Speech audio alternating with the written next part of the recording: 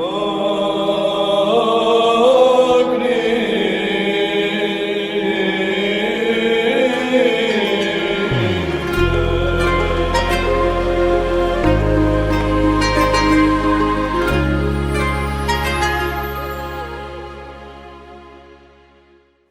dashur miq të Radios Ngjallja, në ciklin e emisioneve mbi misteret e shenjta të Kishës son ortodokse, në këtë emision do të vazhdojmë të flasim për një tjetër mister, atë të pendim rrëfimit. Dimitër, çfarë është misteri i pendimit dhe rrëfimit në Kishën ortodokse? Misteri i pendimit dhe rrëfimit në Kishën ortodokse është një mister dhuruar nga vetë Zoti ose e themeluar nga vetë Zoti. Është një mister dhurat që vjen për njeriu, një mister shumë i rëndësishëm, sepse Zoti nga dashuria e tij e ka dhënë këtë mister, ju a dha duke ju thënë apostujve të tij, dhe kështu Kisha vazhdon traditën e këtij misteri, duke theksuar vazhdimisht rëndësinë e tij. Misteri i pendim rrëfimit është misteri i dashurisë, është misteri i pajtimit, është misteri i ripërtëritjes tonë, i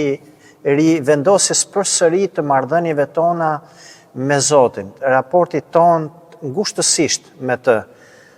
duke ditur Zoti që njeriu është një qenie e dobët dhe shpeshherë gjendet në situata të vështira të rënies së tij në mëkat. Për këtë arsye vjen ky mister i cili na jep përsëri mundësinë që ne të lidhemi ngushtësisht me Zotin, të ndërgjegjësohemi për veten tonë, që është shumë e rëndësishme të gjejmë përsëri paqen me Zotin, pajtimin me të, dhe këtë ne mundson misteri i pendim rrëfimit. Ku e ka zënë fillën misteri i pendimit dhe rrëfimit dhe çfarë rëndësie ka ai? Ky mister, ashtu siç folëm, zanafillën e tij e ka pikërisht në vetë dashurinë e Zotit. Pra, themeli i këtij misteri është dashuria e Zotit, i cili erdhi dhe u bë njeri për njeriu. Gjithashtu, themeli i tij qëndron tek fjalët e Zotit, i cili ju tha qartazi, dhe kemi disa referenca në Ungjillin e Shenjtë për këtë mister. Le të kujtojmë si në Ungjillin e Mateut, kur Zoti thot haptazi, kujt do të jenë të lidhura mëkatet në tokë, do të jenë të lidhura dhe në qiell, dhe kujt do të jenë të zgjidhura mëkatet këtu në tokë, do të jenë të zgjidhura edhe në qiell. Pra, përmbledhet themi të një fjale të Zotit tek Ungjilli sipas Mateut, kapitulli 18, vargje 18. Por shumë qartazi e shohim këtë themelim të misterit, kur vetë Zoti më njëherë pas ngjalljes, ai Zoti jon i ngjalljes, Zoti i dashurisë, i cili ju shfaq apostujve dhe ju tha qartazi, merrni frymën e shenjtë, kujt do t'ja lidhni fajet në tokë, do të jenë të lidhura në qiell, dhe kujt do të jenë të zgjidhura, do të jenë edhe të zgjidhura pra në qiell përpara Atit. Bazuar në këto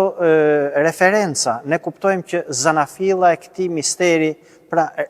fjalët themeluese të këtij misteri janë vetë fjalët e Zotit. Por kemi edhe shumë dëshmi të tjera, si në vetë mesazhin që Zoti krijoi njeriu, dhe duke ditur që e krijoi për të qenë me qëllimin pra që të bëhet i ngjashëm me të, dhe pikërisht bazuar në këtë referencë që i të bëhet i ngjashëm me të, ne bëjmë të ngjashëm vetëm kur kthehemi tek Zoti. Dhe prandaj misteri i pendimit, ky është dhe kuptimi i vetë fjalës pendim, që do thotë një kthim i njeriu tek Perëndia, një ndryshim i jetës së tij, pra një mënyrë e re tjetër jetese, atë mënyrë që ne e morëm si një angazhim përmes pagëzimit ton. Dhe kështu që misteri pendimit, do thonim na jep përsëri, edhe etrit e Kishës sonë e quajnë një pagëzim i dytë ose pagëzimi i lotëve, sepse na jep përsëri mundësinë që ne të rivendosemi në atë hir të pagëzimit ton. Përmes misterit të pendimit të rrëfimit, ne rikthejmë, rikujtojmë, ripërtërim pagëzimin ton. Por gjithashtu, edhe në fjalë të tjera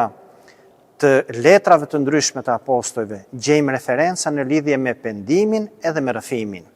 Le të kujtojmë një varg tjetër nga letra e parë e Ungjillor Joanit, i cili pra në kapitullin e parë, vargjet 8, 9, 10, gjejmë pikërisht këto shprehje që thotë,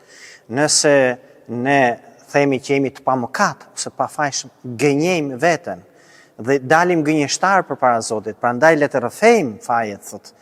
le të rrëfejmë mëkatet tona dhe ai është i gatshëm që të na japi përsëri pra atë dashurinë e tij, atë veshjen e re tonën. Kështu që do thonim zanafilla dhe kuptimi i misterit janë tek Zoti. Tek Zoti i cili e uli veten dhe u bë njeri në mënyrë që njeriu ta bëj përsëri pra Perëndi sipas hirit. Dhimitër, misteri quhet i pendimit dhe rrëfimit. Pra, pendimi dhe rrëfimi të dyja bashkë. A duhet të jenë kështu të bashkuar? Gjithashtu brenda kësaj pyetje doja të dija se ka disa njerëz sot që thonë që ne mund të rrëfehemi përpara një ikone ose duke u lutur në qiell të hapur, diçka të tillë. Si duhet jetë vërtet rrëfimi? Në traditën tonë ne kemi dhe e quajmë misteri pendim rrëfimit, pra i pendimit dhe i rrëfimit. Sigurisht, këto kanë lidhje me njëra tjetrën, por misterin vetvete është i plot vetëm kur kemi një pendim të vërtet, një pendim të sinqert, një pendim të ndërgjegjshëm dhe gjithashtu ky pendim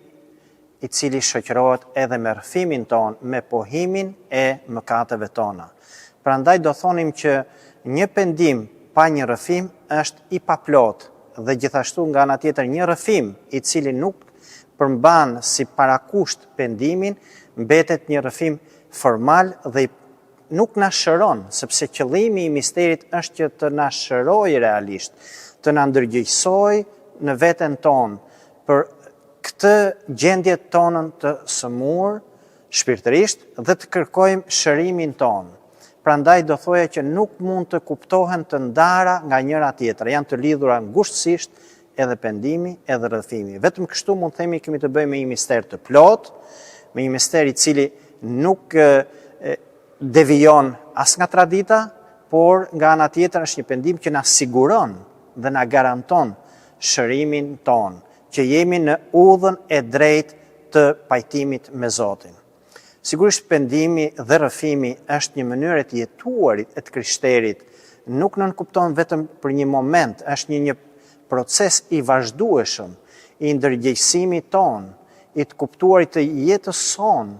për rëndësinë që ka jeta jonë në marrëdhënie me Zotin, që gjithmonë më shumë, duke e shoqëruar jetën tonë me pendim dhe rrëfim, dhe hiri i Zotit vjen gjithmonë e më tepër dhe rrezaton dhe reflekton këtë brendësi të jetës tonë me Zotin. Rrëfimi jonë dhe pendimi dhe rrëfimi, pra ky mister kryhet përpara një ati shpirtëror, ashtu siç thamë që vetë Zoti ju a rekomandoi apostujve, dhe apostujt e kanë deleguar në traditën tonë etërve të caktuar shpirtëror, të cilët, siç thotë dhe Shën Kozmai, duhet të jenë etër të arsimuar, etër të urtë, etër të lutjes, etër të jetës shpirtërore, të përvojës së gjallë të tyre, pra në këtë jetë shpirtërore, në mënyrë që ata të na udhëheqin edhe neve në jetën shpirtërore, që hiri i Zotit të depërtojë realisht tek njeriu. Është e vërtetë që në kohën e sotme është jetërsuar nga shumë njerëz misteri i pendimit dhe rrëfimit, duke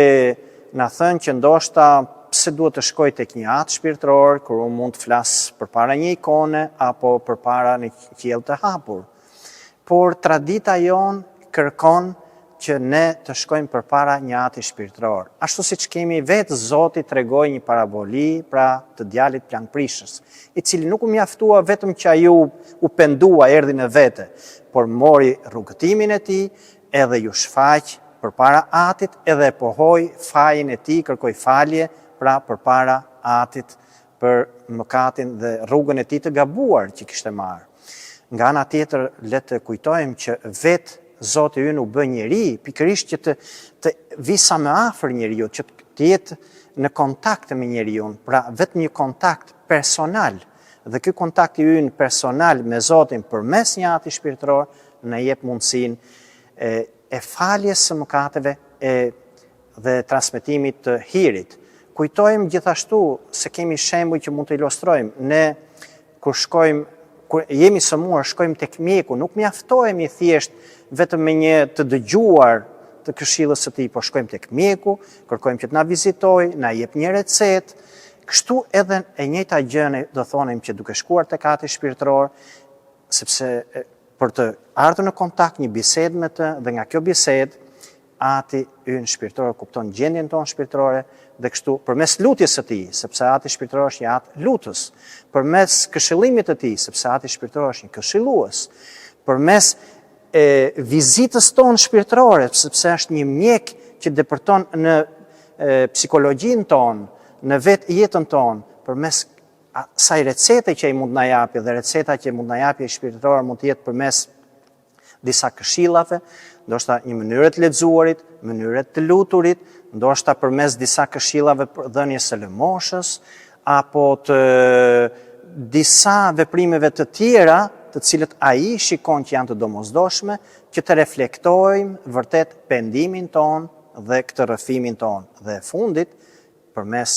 lutjes së tij që i drejton Zotit, si një dëshmitar përpara Zotit, ai kërkon për birin shpirtëror që të vi shërimi i plot, sepse hiri i Zotit